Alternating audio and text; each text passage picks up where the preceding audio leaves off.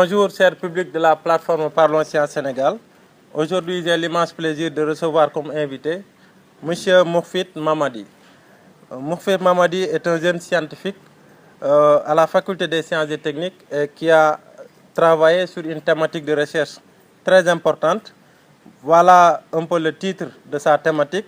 Effet de l'exposition à un insecticide sur la compétence vectorielle vis-à-vis du virus de la dengue des Aedes aegypti de Touba résistants aux insecticides. Monsieur Mourfit a réalisé son stage de master à l'Institut Pasteur de Dakar au laboratoire de virologie. Voilà, merci beaucoup d'avoir accepté notre invitation et félicitations également pour cette brillante soutenance que tu viens de faire. Voilà, est-ce que tu peux rappeler l'intérêt de ton travail dans le cadre vraiment de cette dengue-là? D'accord. Ok, merci Monsieur Maktar Diop pour l'invitation à Parlons Sciences. Et je vais vous remercier aussi pour l'initiative que vous avez prise concernant la vulgarisation de la science, parce que les scientifiques n'ont pas l'habitude de parler et les gens parlent pour eux. Au Sénégal, malheureusement, les gens disent, les chercheurs cherchent mais ne le trouvent jamais. Et ce n'est pas la réalité, puisque de nombreuses publications ont été faites. Donc, concernant mon travail, j'ai travaillé sur la dengue. La dengue, c'est une maladie vectorielle, c'est-à-dire une maladie transmise par un moustique du genre Aedes. Donc, la dengue trouve son importance au Sénégal par le fait que, depuis moins de 10 ans, le Sénégal a fait face à plus de 6 épidémies de dengue dans différentes régions du pays. Et le constat qu'on a fait, c'est que tout d'abord, on n'a aucun moyen de lutte réel, mis à part le contrôle des vecteurs. Parce qu'on ne dispose pas de traitement ni de vaccin. Le seul moyen qu'on a, c'est de lutter contre le moustique vecteur de la maladie.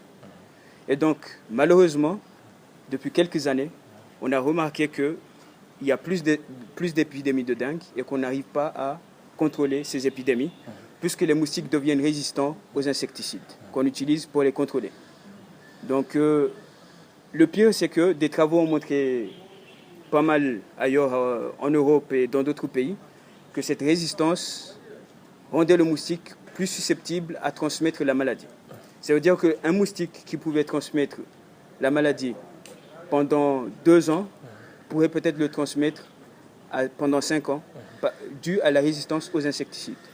Donc au Sénégal, vu qu'on dispose que de l'insecticide pour lutter contre cette maladie, et qu'on a remarqué que les moustiques sont résistants, on s'est demandé, est-ce qu'il serait utile de continuer cette lutte avec les insecticides, puisqu'ils sont résistants? Et la deuxième question, c'est qu'on s'est rendu compte qu'en collectant des moustiques durant les épidémies de dengue, tous les moustiques qu'on testait pour la dengue, le virus de la dengue, étaient négatifs. Cela veut dire que peut-être qu'en pulvérisant l'insecticide, malgré que le vecteur n'est pas tué, le moustique n'est pas tué, l'insecticide a un effet néfaste, négatif, sur le virus qui n'arrive pas à être transmis par le moustique. Donc, partant de cette hypothèse, on s'est dit qu'on va prendre des moustiques dans un contexte d'épidémie. L'année passée, c'était à Touba que l'épidémie a eu lieu. On a pris des moustiques à Touba qui étaient obtenus après pulvérisation d'insecticides, qu'on a emmenés au laboratoire pour les tester vis-à-vis de la transmission du virus de la dengue. Donc on a répété le contexte de l'épidémie, en quoi faisant, on a séparé les moustiques en 2 cohortes. C'était tous des moustiques résistants. Mais on les a séparés en 2 cohortes. La première a été exposée à l'insecticide. L'autre n'a pas été exposée. Donc, après avoir soumis à un repas de sang infectieux contenant un virus de la dengue, il s'est avéré que contrairement à ce à quoi on s'attendait, ceux qui sont exposés à l'insecticide et qui sont résistants transmettaient mieux le virus de la dengue que ceux qui ne sont pas exposés. Donc la problématique reste d'actualité et les solutions que l'on a dégagées de notre travail, c'est qu'il faudrait avant toute aspersion d'insecticides cartographier la résistance au niveau du Sénégal. Savoir que dans telle zone, il y a la résistance, telle zone, il y a telle résistance. Et savoir que cet insecticide-là, si on l'utilise, ça rendrait plus susceptibles les moustiques à transmettre cette maladie. Donc voilà globalement le travail qu'on a eu à mener à l'Institut Pasteur. Voilà, M. Moukfit, merci beaucoup de votre brillant exposé par rapport à cette thématique. C'est sûr et certain que nos abonnés, après avoir écouté votre exposé, se sont rendus compte vraiment, réellement, de l'importance de vos travaux scientifiques. Et nous vous en félicitons. On a senti vraiment la maîtrise que vous avez sur cette thématique de recherche. Alors, la question que j'aimerais poser, j'ai vu que vous avez travaillé sur le virus de la dengue 1. Alors, pourquoi vous avez tout ça, limité le travail à ce sérotype-là? Ou bien vous comptez, dans le cadre des perspectives, vraiment étendre l'étude sur les autres sérotypes? Ok. Donc, la limitation à la dengue, au virus de la dengue 1, s'explique par le fait que c'est un travail de master. Comme c'est une initiation à la recherche et qu'on demande 6 mois, il était impossible de tenir dans les temps avec les 5 sérotypes, parce qu'il y a 5 types de dengue. Voilà. Donc on ne pouvait pas utiliser tous les sérotypes. Mais comme vous le dites, dans les perspectives de recherche, on compte utiliser d'autres sérotypes, mais aussi d'autres insecticides. Parce que pour rappel, on n'a travaillé que sur un insecticide, le Propoxur, dont l'insecticide commercial est appelé Baygon. Donc c'est cet insecticide-là sur lequel on a travaillé, mais nous comptons utiliser d'autres insecticides, d'autres vecteurs, parce qu'on a travaillé que sur Aedes aegypti, mais aussi d'autres sérotypes de dengue, les 4 autres sérotypes. Alors, est-ce qu'il existe ailleurs des vaccins qui sont testés et qui sont vraiment à l'étape peut-être de la validation? Est-ce qu'il y a des vaccins qui sont en cours de développement? Alors effectivement, il y a un vaccin du nom de dengue Vaxia. Donc il a été produit par Sanofi Pasteur. Donc ce vaccin-là est en phase 3, c'est-à-dire l'essai clinique se fait sur le genre humain actuellement, mais c'est restreint à 4 pays d'Amérique latine, où la dengue vraiment sévit de manière plus sévère que dans nos pays. Donc c'est 4 pays d'Amérique latine, dont on peut citer par exemple le Mexique. Donc ce sont ces pays-là dans lesquels le vaccin est testé. Okay. Merci beaucoup. Et comment se manifeste la maladie pour celui qui n'est pas initié? Comment, par exemple, celui qui est vraiment affecté par cette maladie-là, comment son organisme va réagir par rapport aux symptômes cliniques? Ok. Donc pour la maladie, heureusement, on va dire que 98% des cas de dengue sont asymptomatiques. Ça veut dire que les personnes contractent la maladie, mais ne la développent pas. Ils n'ont aucun signe. Donc la deuxième phase, c'est quoi? C'est que la phase fébrile, c'est-à-dire tu développes la maladie. Donc les premiers signes, c'est quoi? C'est une forte fièvre, des courbatures, des vomissements, ça peut aller jusqu'au volumissement, ça peut des symptômes de type grippaux. On peut dire que j'ai la grippe alors que c'est la dengue. Mais ça, c'est la dengue normale. Donc chez certaines personnes, disons 2% de la population mondiale, qui sont très susceptibles, donc ces personnes-là sont très sensibles au virus, développent une dengue hémorragique. Et cette dengue-là, elle peut tuer si on n'est pas pris en charge. Parce que hémorragique, ça veut dire qu'il y a du sang qui s'échappe, mais malheureusement, c'est du sang qui s'échappe à l'intérieur. Parce que si c'est à l'extérieur, on s'en rend compte et on va consulter. Alors que si c'est à l'intérieur, on sent juste des douleurs, mais on ne va pas consulter. Par rapport à la prévalence de la maladie, donc la prévalence n'était pas tellement élevée, mais depuis quelques années au Sénégal, on enregistre quand même une élévation de la prévalence, mais les chiffres ne peuvent pas être exacts vu qu'elle ne fait pas l'objet de consultation directe. Le plus souvent, elle est prise en charge en tant que paludisme. On croit que c'est le paludisme dans les zones reculées, ne disposant pas de tests pouvant diagnostiquer la dengue.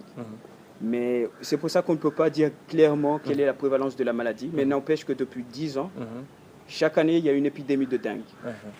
Voilà. En tout cas, merci beaucoup, Moukfit, pour cette présentation. Voilà. Alors, vous l'avez dit tout à l'heure, parfois, on peut penser au paludisme. Et vous avez également validé un autre master en parasitologie. Et les sujets sur lesquels tu avais travaillé étaient tout simplement le paludisme, la résistance du palu. Alors, est-ce que tu peux également, en quelques minutes, nous parler également de cette thématique par rapport à la résistance du parasite aux antipalus, très rapidement? D'accord. Alors, Pour le paludisme, donc, on sait tous que le paludisme, c'est une maladie transmise par des moustiques vecteurs du genre Anopheles.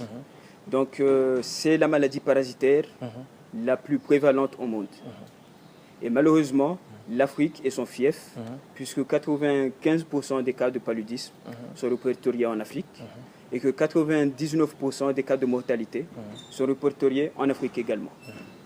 Donc, compte tenu de cela, le paludisme fait l'objet de beaucoup de financements et fait partie des 3 maladies les plus financées au monde pour la lutte.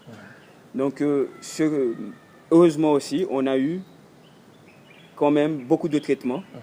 Le paludisme dispose de plein de traitements, comme la sulfadoxine pyrimétamine, qui est vendue sous forme de Fansidar, donc, et les ACT.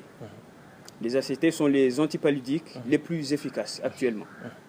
Donc, le problème, c'est qu'en Asie du Sud-Est, depuis 2009, on a recensé des parasites résistants à ces ACT, qui sont, je le rappelle, les traitements les plus efficaces actuellement.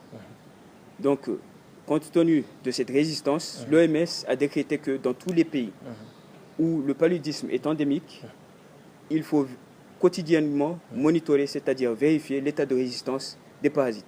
Parce que le parasite, on le soumet aux médicaments à chaque fois que l'on traite. Et à chaque fois qu'on soumet un parasite au médicament, peu à peu, il va développer un mécanisme pour résister à ce médicament. Donc, et le danger, c'est que cette résistance, compte tenu de la mondialisation, elle peut se diffuser à travers le monde. Ça a été le cas avec la chloroquine. On se rappelle tous des piqûres de Kinimax qu'on recevait ici. Donc, c'était pour le paludisme. Et maintenant, on n'utilise plus cette chloroquine parce que la résistance qui s'est développée en Asie du Sud-Est s'est diffusée en Afrique et elle a causé des millions de morts cette année-là. Donc, pour éviter cela, au Sénégal, on monitore chaque année, dans toutes les régions du Sénégal, l'état de résistance des parasites. Donc, notre travail a consisté à voir cette résistance et ça s'est concentré au niveau de la région de Kédougou, qui est la région dans laquelle le paludisme est beaucoup plus prévalent au Sénégal. Donc, pour évaluer l'état de résistance, il fallait soumettre le parasite aux médicaments et on s'est rendu aux périodes où le paludisme retient son pic. C'est-à-dire à ce moment-là, septembre, octobre, novembre, décembre, le pic du paludisme est très élevé. Il y a beaucoup plus de paludisme. Et donc, on a recruté des patients qui étaient palu-positifs. On leur donnait gratuitement le traitement, comme c'est recommandé par le ministère de la Santé du Sénégal. Et après avoir donné ce traitement, on faisait un suivi.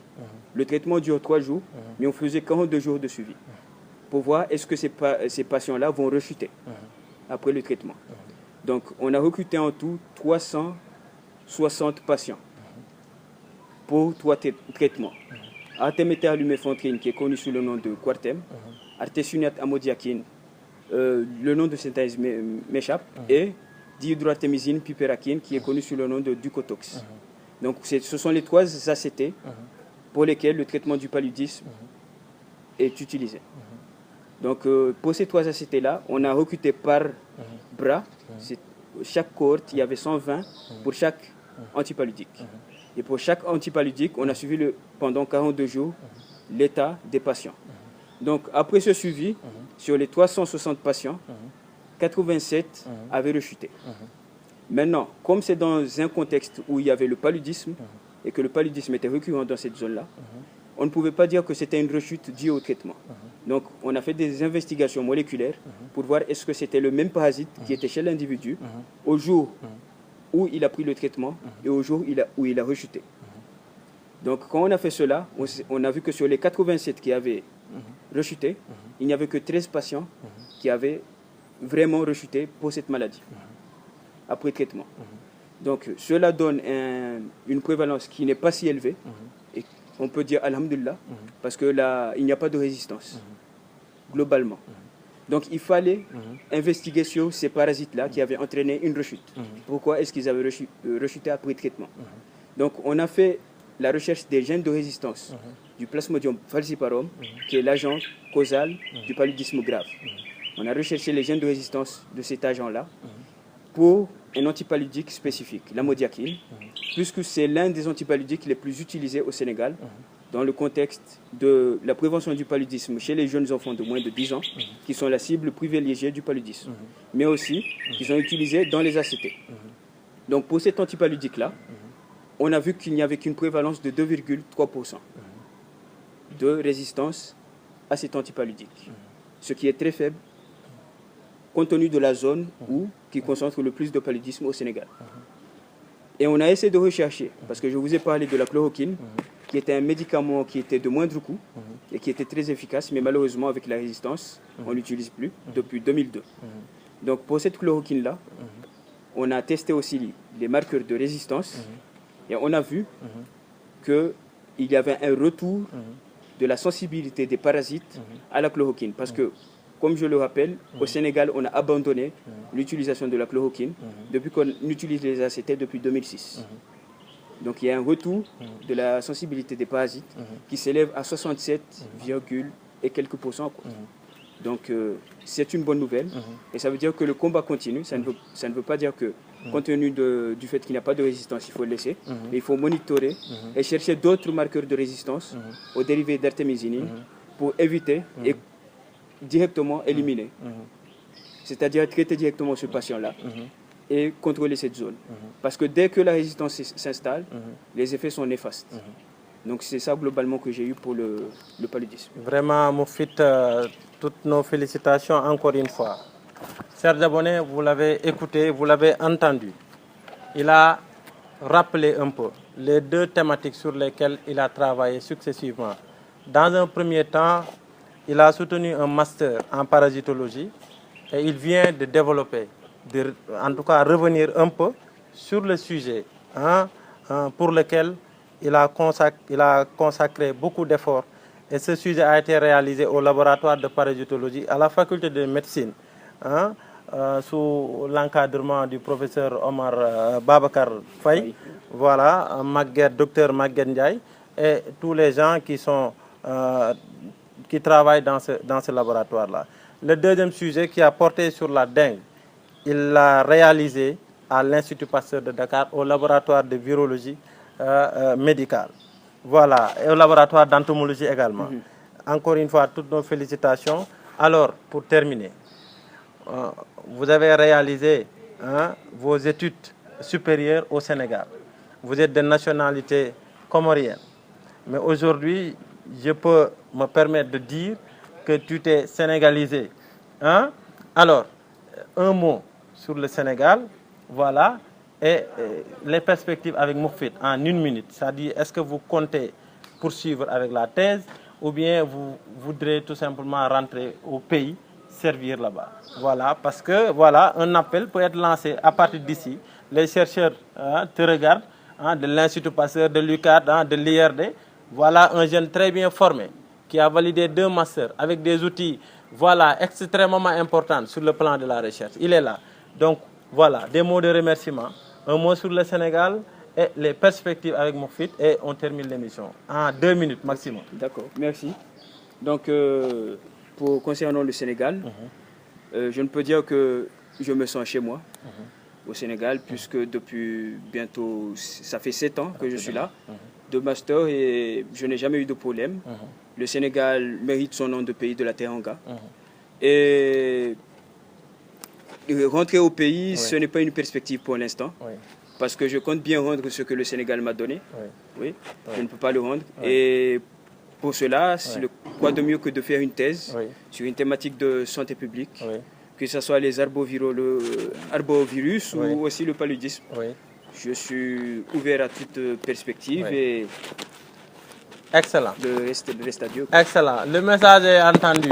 Donc les chercheurs, vous avez un élément extrêmement, vraiment compétent qui maîtrise tout ce qu'il a appris. Donc voilà, c'était ça votre numéro de Parlons Sciences. Alors, à très bientôt, comme on a l'habitude de le dire, pour un prochain numéro de Parlons Sciences Sénégal. Merci beaucoup.